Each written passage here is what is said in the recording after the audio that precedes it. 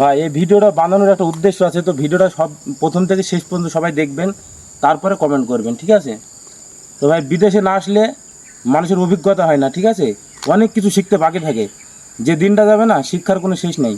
তো বিদেশে এসে ভাই মন থেকে কার উপকার করতে যাবেন না, ঠিক আছে?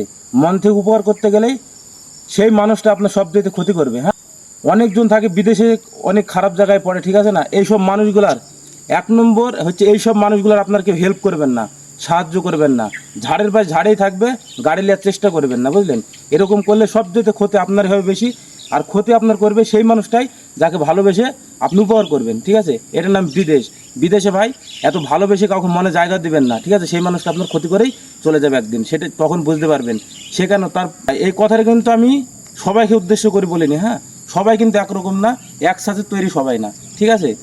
তো যারা এরকম আছে তাদের কিন্তু গায়ে বাঁধবে, তারা কিন্তু খারাপ কমেন্ট করবে। আর যারা আমার এই ভিডিওটা কথাগুলোর সঙ্গে একমত আছেন তারা ধন্যবাদ।